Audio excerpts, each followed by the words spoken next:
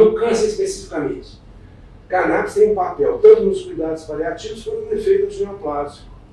Cuidado paliativo, isso aqui é chover no molhado, né? Mas é importante a gente falar isso aqui, ainda mais numa clínica que tem essa integração.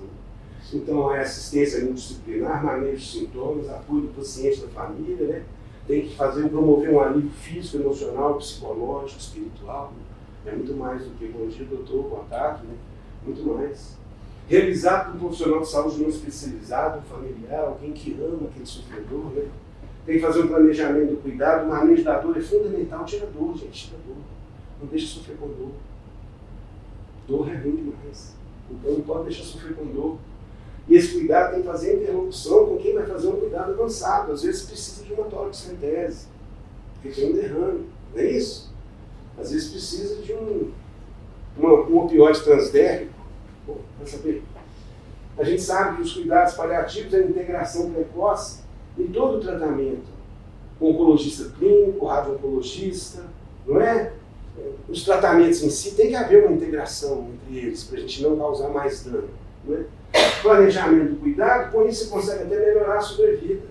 Tem estudos clássicos, como o estudo de Kennel, que mostrou que o cuidado paliativo entrando de maneira precoce aumenta a sobrevida. Você tem um estudo sobre câncer de pulmão, que aumentou lá o tempo médio de sobrevida em quase 3 meses. Nós, 3 meses no câncer de pulmão, sem droga com cuidado paliativo. Ô pessoal, vocês podem achar que 3 meses é pouco, mas 3 meses resolve a vida pra caramba. Quando a conversa do médico com o paciente é verdadeira. Quando o médico engana o paciente, isso é produtivo. Quando o médico fala assim, olha, nós vamos viver seus melhores 3 meses. Você tem o que para perdoar, quem que você tem que pagar, as pessoas vão para um outro patamar. Isso depende da relação médico-paciente. Então todo paciente meu sabe a verdade, nunca contei nada diferente da verdade. Né? Mesmo que as famílias não quisessem, pedir troca de médico. Né? Então a gente vê isso. Bom, mas a quimioterapia usada tardiamente, mesmo que ela apresente uma resposta, não vai melhorar a qualidade de vida. Então já está na quimioterapia de 3ª linha, vai tomar uma 4ª. Olha, a sua metástase cerebral saiu de 2,5 para 2,3 centímetros. Mudou a sobrevida? Vamos lá. Na ASCO, isso é novo. Cuidados paliativos, momento oportuno para iniciar. E lá na ASCO, em 2019, foi feita uma pesquisa lá para profissionais da área de oncologia, sobre cannabis. 73% dos profissionais acreditavam que podia beneficiar, 85% indicariam que ela devia estar pronta para pesquisa, porém 60% não recomendaram. E 54% não estavam confortável em fazê-lo. Algo que não mata, ele está confortável, mas o Oxycontin está. Oxycontin está. Aconteceu nos Estados Unidos, nos estados onde o cannabis medicinal foi regulamentado, inicialmente até 2011, uma redução das mortes por opioides. Que os defensores, né, defendem isso, está vendo? Cannabis evita a morte por opioide. Evitou só um período. Porque depois de 2014, as mortes por opioides nos Estados Unidos voltaram a crescer. Aí as pessoas falam, tá vendo? Você contou mentira. Você falou que cannabis diminuía a mortalidade? Não, querido, continua diminuindo a mortalidade. O que aumentou foi o consumo. O FDA liberou a prescrição para os dentistas. Então as doses letais estão nos armários das pessoas. Quem tem dor crônica tomando dipirona não melhora. Eu mesmo já fui... Nossa, eu tive 8 ou 9 intervenções no rim. Eu mesmo fazia buscopan em mim mesmo. Quantas vezes eu estava no sítio, já tomou buscopan, não melhora, na quarta, vai lá, toma outra. Quando você olha, você toma uns 4, você nem viu que você tomou 4. Igual que você continha, é a mesma coisa. E por isso que as pessoas morrem. E essa epidemia, ela está voltando, porque está prescrevendo ainda cada vez mais. Logo se continua, porque eles tomaram ferro lá. 9 bilhões, sei lá, de dólares que tiver que pagar por causa dos óculos. Aí tem um estudo como esse aqui, que a galera vem e fala, não, mas aqui ó, cannabis prejudicou a taxa de resposta da imunoterapia, sem alterar a sobrevida geral e a progressão de doença. Um estudo poderoso, 140 pacientes no estágio 4 com melanoma avançado, tumor ruim, câncer de pulmão de pequenas células, carcinoma retal e células claras. Vamos ver essa história bonitinha? Olha, O remédio, como é que ele chama? Nivolumab. Quanto custa uma aplicação? R$56 mil. Aplicação. Realmente.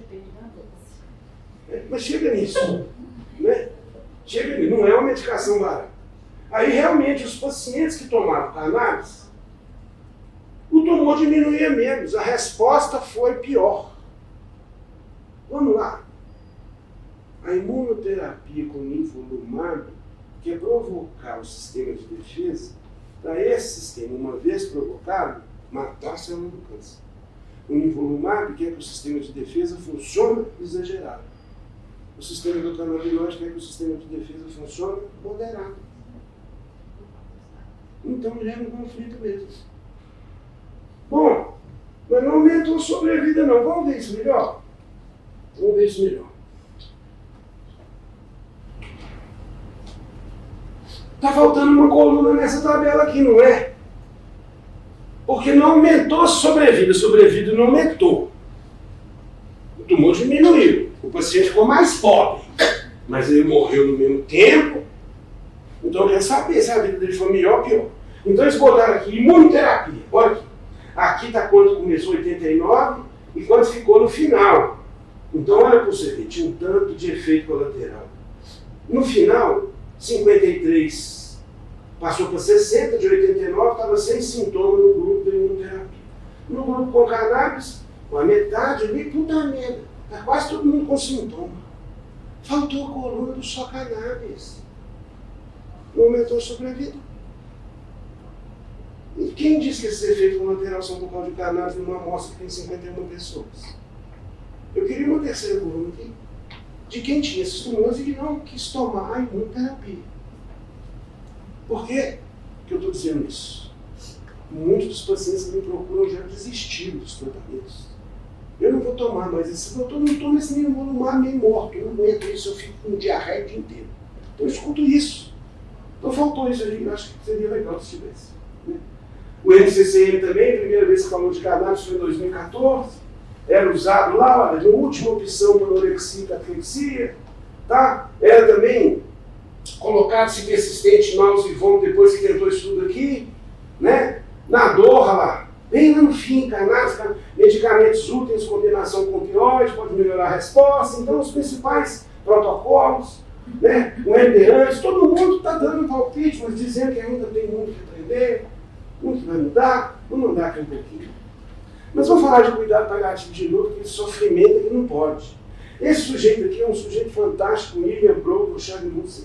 Esse artigo aqui é de 1843 e eu gosto desse artigo pra caramba. Porque ele é sobre o extrato alcoólico de Gunja. Alcoólico por quê? Você tirar a gordura da planta, tem que usar o álcool. Gunja o que é? Maconha. Ah, então ele fazia uma receita que era uma extração alcoólica? Sim, sim, sim. Que eu uso hoje. Exatamente a mesma. Tem diferença nenhuma. Só que ele chegou na Índia, e ele era irlandês, foi defender o governo britânico na Índia, e ele foi para lá porque, além de médico, ele era expert em telégrafo.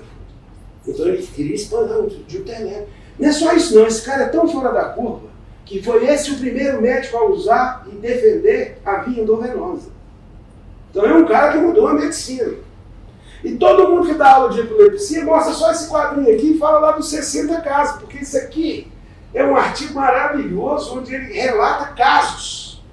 Só que você vai na internet, só tem a primeira página da epilepsia. Quando você levanta o artigo, você cai para trás, por quê? Porque eu sou médico, 34 anos, eu vi gente morrer de tétano. Eu vi gente morrer de hidrofobia, que é raiva. Hoje não vejo mais, mas eu vi. A morte é horrorosa. Então, por cuidado paliativo, o William Brough escreveu isso. Parece evidente que, pelo menos, uma vantagem foi obtida com extrato alcoólico de Gunja, o óleo do meu filho. A terrível doença, despojada de seus horrores, se não menos fatal que antes, foi reduzida à mesma escala de sofrimento que precede a morte. Opa! O sofrimento desse cara foi o primeiro que defendeu isso do ponto de vista de cuidado paliativo. Isso tudo aí, né, pessoal, faz parte de quem está com câncer.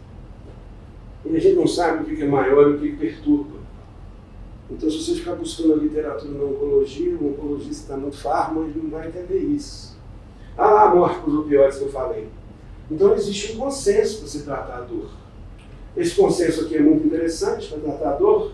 Aqui está mal divisa, mas é só para explicar que tem os 3 quimiotipos mais comuns, não estou falando aqui de CBN e CBG, e a estratégia é essa: você inicia com um CBD de manhã, para aquela dor crônica, num paciente que está usando opioide em dose alta, você deixa um pouquinho do THC à noite, vai subindo de meio para 1 miligrama, você pode chegar até uns 30, 40 miligramas distribuídos ao longo do dia de THC, que a maioria das pessoas não terá um efeito psicoativo. Efeito psicoativo tem que ser muito bem explicado. Quando a relação médico-paciente é boa, tem um paciente para mim que está em fase terminal, chega para mim: doutor, eu quero o efeito psicoativo. Por quê? Eu estou com nefrostomia, mãe da Juliana. Nefrostomia, amputação do dor perineal, colostomia, dor. É melhor ficar bêbado, né? Bêbado é muito ruim, chapadinho é melhor, né?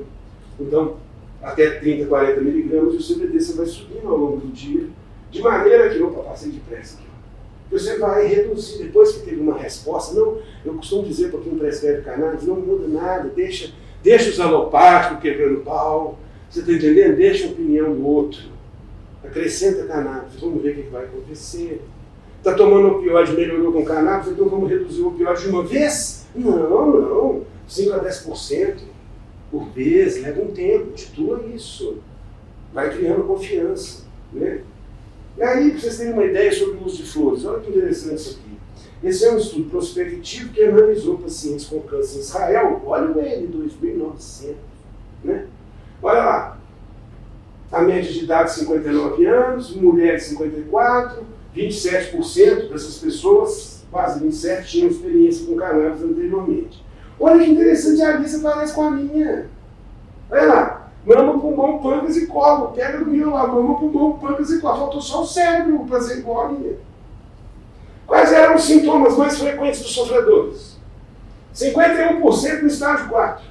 Insônia, dor, fraqueza, náusea e falta de apetite. Isso eram os principais sintomas. Olha lá, eles usaram 12 cepas, 3 cepas, 1 cepa, 2 cepas, uma quantidade de maconha tem aqui. Usaram produtos que têm baixo CBD, alto THC, não é? Usaram produtos onde existe um equilíbrio entre as duas coisas. Usaram produtos de flores com muito CBD, ou seja, isso aqui está bem heterogêneo. Tá bom? Então vamos lá. E a maioria dos pacientes consumia mais de uma cepa, né? Então é bagunçado mesmo. O que aconteceu? Após 6 meses, as pessoas foram usando e foram morrendo. Olha que interessante. Após 6 meses, 95,9% relataram uma melhora na condição de sofrimento. 3,7% não viram mudança nenhuma e só 0,3% diz que a vida piorou. 2.900 pessoas. Realmente é interessante. A conclusão básica aqui é que cannabis como um tratamento paliativo para pacientes com câncer parece ser uma opção bem tolerável, eficaz e segura e pode ajudar. Não é só prescrever, tem que estar do lado, né? Então vamos lá mais um pouquinho aqui. Existem também situações específicas. Nós, mastologistas, né, a gente tem um quimioterápico que realmente trouxe um avanço, nem tanto no que diz respeito à sobrevida, mas foram os taxanes, né? Taxel, Plactaxel, né? Que são usados não só em câncer de mama. Um dos efeitos colaterais, que pode ser de vários níveis, já vi de levinho, já vi gente que não aguenta nem pisar no chão, já vi gente que é leve, que é uma neuropatia periférica. Né? Querida neuropatia periférica, se o paciente tomar um CBD da Wellness, 150 mg por dia e tomar um Taxel, não tem neuropatia periférica. Eu estou vivendo isso. Aí você junto com um câncer de mama que ela está apavorada porque acha que a separação do marido que causou o câncer, que ela não dorme, você dá um pouquinho de THC para ela, relaxa aí. Você está entendendo? Eu ainda brinco com os meus pacientes, ó, Sara aqui em casa direito, viu? Chega lá na hora da quimioterapia, tá acabando assim, acabou. Você chama a moça assim, acabou aqui, ó, tem mais um pouquinho. Então o paciente tem que querer. Então você consegue com cannabis mudar a vida dele. Por quê? Porque cannabis faz brigadeiro de mescal virar petit gâteau. Né? Cannabis faz iriri, marataízes, Itaoca vira Caribe. Vira mesmo. Né? Aquele, nossa, você namora e fala, melhor namorado da minha vida. Aí você olha no relógio, puxa vida, não passou nem 10 minutos. Entendeu? Então muda o espaço e o tempo. Então, eles têm um efeito muito bom em taxanes, vale muito a pena. Às vezes fica difícil, quando começa, eu prefiro dar logo, porque tem umas que fica residual mais tempo. Aí esse que lesou mais tempo já está com a neuropatia lesada, é difícil de você recuperar, sabe? Mas enquanto está apertando, dá. E o que você tem que ter em cannabis e cuidados paliativos? Para você usar, você tem que saber as leis do seu país, você tem que perguntar se o paciente tem experiência com cannabis anterior, que ela é útil para dor, que ela serve para náusea e vômito, que tem uma biodisponibilidade conforme a via de administração, conforme os produtos que tem, né? Paciente psiquiátrico polimedicado com outras coisas, presta atenção aí, o que você vai fazer, né? Vamos saber direitinho, né? Tá caquexia, anorexia. E se fumar e vaporizar vai ter câncer de pulmão? Isso aqui dá um dia de aula.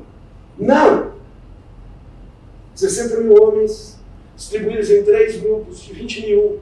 Um era só maconheiro, o outro era maconheiro e fumante, o outro era fumante. Foram acompanhados prospectivamente para ver o câncer de bexiga. Por quê? 70% dos cânceres de pulmão, são decorrentes de cigarro, em torno de 70%. O câncer de bexiga não, é 95% depende do cigarro. Então eles queriam um câncer desse. Aí foram acompanhando esses homens lá na Califórnia. Os caras do cigarro, câncer de bexiga pra caramba. Os caras do cigarro e maconha, não tinha menos câncer de bexiga. E os maconheiros puros, não, esse tinha menos ainda estatisticamente significativo. O objetivo foi estudar câncer de bexiga.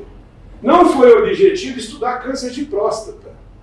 Mas o câncer de próstata também se mostrou menor nos maconheiros e nos tabagistas que eram maconheiros em comparação com os tabagistas. Uai, será que os fitocannabinoides têm um potencial antineoplásico para proteger câncer de próstata? Aí o doutor Leandro tem uma indagação. Maconheiro namora mais. O homem que ejacula 4 ou 5 vezes por semana tem muito menos câncer de próstata do que um homem que não ejacula. Vai na literatura para você ver. Entendeu? Então, às vezes, é um estímulo para uma vida mais divertida, sei lá. Os efeitos psicoativos, né, pessoal? Cuidado com a pessoa chapada aí para dirigir, né? Cuidado. Tem gente que bebe uma latinha de cerveja e fica bêbado, tem gente que bebe uma grade e nem trisca, né, Cássio? Então, a conclusão até o momento da literatura favorece ou apoia